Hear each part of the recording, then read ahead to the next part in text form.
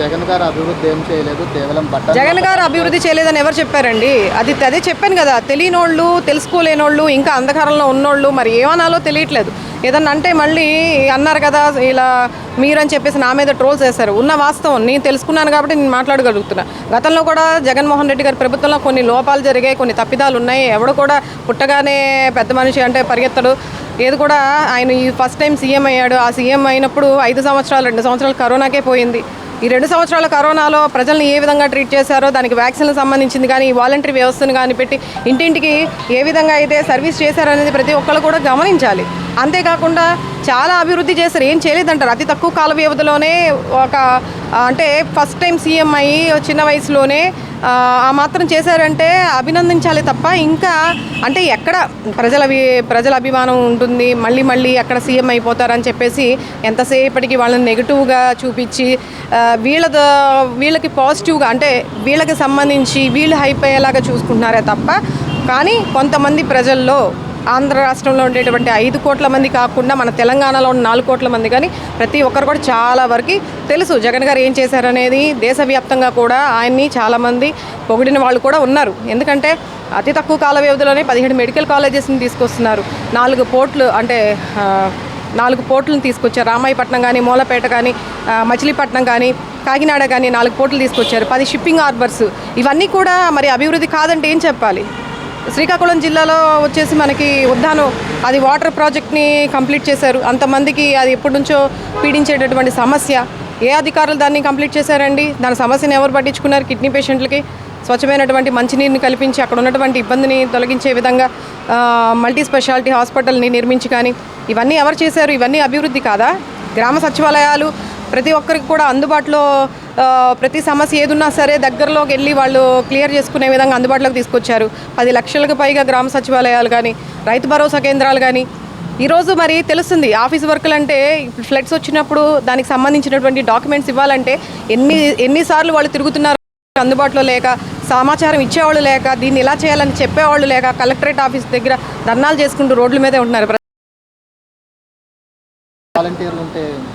ఈ సమయంలో వాలంటీర్లు ఈ సమయంలోనే కాదండి, వాళ్ళు మొన్న మాకు అనిపించింది వరద అంటే ఫ్లడ్స్ వచ్చినప్పుడు వాళ్ళు కనుక సహాయ సహకారాలు ఇంటింటికి అంటే 50 ఇళ్ళకి కలిపి ఒక వాలంటరీ ఉన్నప్పుడు వాళ్ళ స్థితిగతులు ఏంటి, వాళ్ళ ఇంట్లో పెద్దవాళ్ళు ఎంతమంది ఉన్నారు, పిల్లలు ఎంతమంది ఉన్నారు, పేషెంట్లు ఎంతమంది ఉన్నారు, పరిస్థితి ఏంటి, వాళ్ళకి ఏం అందించాలనే ఉద్దేశం వాళ్ళకి అంతా క్లియర్గా డేటా ఉంటుంది కాబట్టి వాళ్ళు వెళ్ళి వాళ్ళకి అందుబాటులో ఉండి వాళ్ళకి కావాల్సినవన్నీ కూడా చూసుకునేవాళ్ళు. ఆ లోటు అయితే ఆ రోజు చాలామంది నోట్ల నుంచి కూడా నేను విన్నాను. వాలంటరీ వ్యవస్థ ఉండుంటే ఈరోజు మాకు ఈ పరిస్థితి ఉండేది కాదు. ఆ వరదలో చిక్కుకున్న వాళ్ళు పడవల్లో వెళ్ళాలన్నా కూడా ఈరోజు పట్టించుకోలేని పరిస్థితి అక్కడ. మరి ఆ వాలంటరీ వ్యవస్థ ఉండి ఖచ్చితంగా వాళ్ళకి మంచి జరిగేది. మీ ప్రభుత్వం వచ్చే ముందు ఎన్నికల్లో ఏం చెప్పారు? 5,000 ఇచ్చే వాలంటరీకి జీతాన్ని 10,000 రెట్టింపు చేస్తాము, మీరు ఎవరు వెళ్ళొద్దని చెప్పేసి కొన్ని వీడియోస్ ఉంటాయి, మీరే చూడండి. నిమ్మల రామానాయుడు గారు కానీ ఆయన ఇచ్చేటటువంటి వాగ్దానాలు ఒకసారి చూడండి. ఆయన ఏ విధంగా వాగ్దానాలు ఇచ్చారని చెప్పేసి, అమ్మ మీరు మానేయొద్దు, మేము 10,000 చేస్తాం, మేము మాట తప్పం, నేను మీకు హామీ అని చెప్పేసి చాలా స్ట్రాంగ్గా చెప్పారు. మరి ప్రజలు ఖచ్చితంగా నమ్ముతారు కదండి, నాయకులు అలా మాట ఇచ్చినప్పుడు నమ్ముతారు కదా. అదేవిధంగా వాళ్ళు నమ్మి ఉన్నందుకు ఈరోజు 2,50,000 మంది వాలంటరీ వ్యవస్థని రోడ్డు మీదకి తీసుకొచ్చారు. 5,000కి ఆశపడిన వాళ్ళు ఈరోజు వాళ్ళకి ఏది లేకుండా చివరికి రోడ్డు మీద ఉండాల్సినటువంటి పరిస్థితి వాళ్ళకి వచ్చింది. అంతేకాకుండా ఇప్పుడు స్టీల్ ప్లాంట్ చూసుకోండి, స్టీల్ ప్లాంట్లో కూడా టెంపరీ ఉద్యోగస్తుల్ని కూడా తొలగించేశారు. 4,000 మందికి పైగా వాళ్ళు కూడా నిరాశ్రయులయ్యారు, నిరుద్యోగులు అయ్యారు. ఈరోజు ఈయన అభివృద్ధి అంటున్నారు, విజనరీ లీడర్ అంటున్నారు. అంటే ఇప్పుడు మద్యం షాపులు కూడా అవి కూడా తీసుకోండి ఎగ్జాంపుల్, 15,000 మందికి పైగా ఇప్పుడు నిరుద్యోగులు అయ్యారు. ప్రభుత్వ లిక్కర్ షాపుల్లో పనిచేసే 15,000 మంది. మరి వాళ్ళందరికీ ఇప్పుడు ఏం సమాధానం చెప్తారు? ఎంతసేపటికి వీళ్ళ జేబులు నింపుకోవడానికి వీళ్ళు ఎవరైతే ఉన్నారో టీడీపీ సానుభూతి పరులు కానీ, నాయకులు కానీ, కార్యకర్తలు కానీ, వీళ్ళకి సంబంధించిన వాళ్ళు ఎవరైతే ఉన్నారో వాళ్ళు బాగుపడడానికి తప్ప పక్కనోళ్ళు ప్రజల గురించి, పేదవాళ్ళ గురించి పట్టించుకునే ప్రభుత్వం కాదు. పేదవాళ్ళ గురించి ఆలోచించే ప్రభుత్వం ఏదైనా ఉంది అంటే అది జగన్మోహన్ రెడ్డి గారి ప్రభుత్వం మాత్రమే. మేడం, వైసీపీ అధికార ప్రతినిధి శ్యామల గారు ఉన్నారు కదా, శ్యామల గారి పైన టీడీపీ వాళ్ళు అయితేనేమండి జన సైనికులు బాగా విపరీతమైన సోషల్ మీడియాలో విపరీతమైన ట్రోల్స్ చేస్తున్నారు. ఒక మహిళగా మీరు ఎలా రియాక్ట్ అవుతుంది?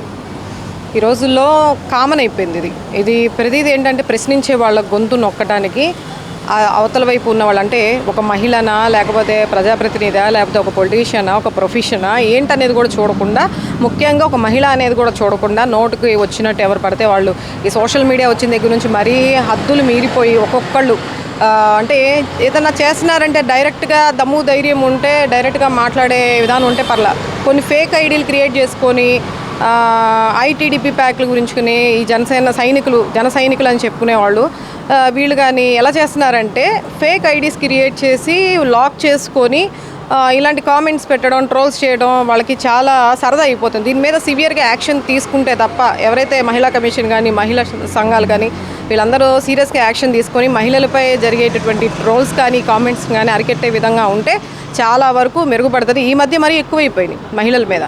ప్లస్ ఏంటంటే డైరెక్ట్గా నాయకులు అనే వాళ్ళు మాట్లాడకుండా కొంతమంది పెయిడ్ ఆర్టిస్టులను పెట్టి చిల్లర వెధవలను పెట్టి చిల్లరగా మీడియా ముందుకు వచ్చేసి నోటుకు వచ్చినట్టు ఇంకెవరు మమ్మల్ని ఎవరు ఏం చేయలేరు అని చెప్పేసి మా ఇష్టారాజ్యం, మా ప్రభుత్వం మాకు అండగా ఉన్నారని చెప్పేసి ఆవిడ చెప్పిన మాటల్లో చాలా వరకు వాస్తవం ఉంది.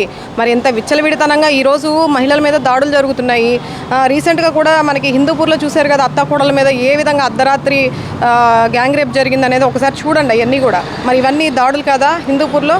అదేవిధంగా పిఠాపురంలో కూడా మొన్న 16 ఏళ్ల బాలిక పైన కూడా అత్యాచారం జరిగింది. స్వయాన మాజీ కౌన్సిలర్ టీడీపీ వాళ్ళ హస్బెండ్ చేశారు అది దాడి అనేది. మరి ఇవన్నీ కూడా వాళ్ళకి కంటికి కనిపించట్లేదా? ఉన్న వాస్తవాన్ని వెలికి తీసుకొచ్చి ప్రతిపక్షంలో ఉన్నప్పుడు ఏదైతే మాట్లాడతారో ప్రభుత్వం తరపున ఉన్నటువంటి తప్పులు ఏవైతే జరుగుతాయో ఖచ్చితంగా మాట్లాడాల్సిన హక్కు కూడా ఉంది. గత ప్రభుత్వంలో మరి గత వైఎస్ఆర్సీపీ అధికారంలో ఉన్నప్పుడు టీడీపీ వాళ్ళు వీళ్ళందరూ కూడా మరి ప్రశ్నించారు కదా, ఎక్కడైతే లోపాలు ఉన్నాయో ప్రతి ఒక్కళ్ళు ముందుకు వచ్చి మాట్లాడారు కదా. మరి అది కరెక్ట్ అయినప్పుడు ఇదెందుకు రాంగ్ అవుతుంది?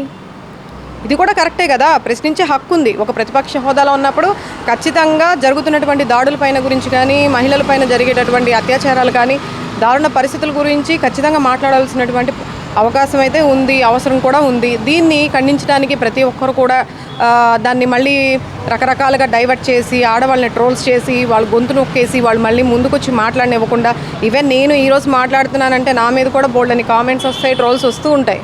మరి వీటన్నిటి మీద సివియర్ యాక్షన్ తీసుకోవాలి.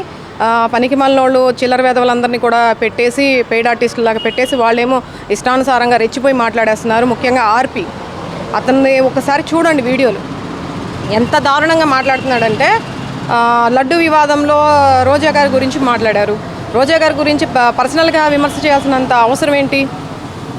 అతని పరిస్థితి ఏంటో అతను చూసుకుని మాట్లాడితే బాగుంటుంది. పంది కొవ్వు నువ్వే పందివి, నీ కొవ్వే కలిపారు లడ్డూలు అని చెప్పేసి మాట్లాడుతున్నాడు. అంటే ఆ నోటికి హద్దు వాప అనేది లేదా? అలాంటి వాడి మీద చర్యలు తీసుకోరా? మరి మహిళా సంఘాలు కానీ మహిళా కమిషన్స్ కానీ వీళ్ళందరూ ఏం చేస్తున్నారు? అదేవిధంగా శ్యామలా గారు మాట్లాడితే చిల్లర శ్యామల అని చెప్పేసి టైటిల్ పెట్టి మరి ఏ గొంతులో జరిగింది, ఎక్కడ జరిగింది అత్యాచారాలు, నీకు ఆడపిల్లలు ఉన్నారు కదా, ఏ రోడ్లో జరిగిందిరా చూపిద్దురా అని చెప్పేసి అంత వల్గర్గా మాట్లాడే వాడిని ఏ విధంగా ఎంకరేజ్ చేస్తున్నారు ఈ కూటమి ప్రభుత్వం? వెనకాల ఎవరుండి నడిపిస్తున్నారు? ఇది మంచిదేనా? మంచి పరిణామమేనా? మంచి పద్ధతేనా? గతంలో వైఎస్ఆర్సీపీ పార్టీ ఉన్నప్పుడు వల్గర్గా మాట్లాడారు కొంతమంది నాయకులు, మాట్లాడే ధోరణి బాలేదు, మంచిది కాదని చెప్పేసి విమర్శ చేసినటువంటి ప్రజలు మరి వీటన్నిటిని ఏ విధంగా స్వీకరిస్తున్నారు? ఈరోజు మహిళల మీద ఈ విధంగా మాట్లాడి అంత స్ట్రాంగ్గా మీడియా ముందు కూర్చొని మరి మీడియా వాళ్ళు పిలిచి మరి ఈ విధంగా మాట్లాడమని చెప్పేసి ఎంకరేజ్ చేస్తూ ఉంటే దీన్ని ఖండించకుండా ఎందుకుంటున్నారు?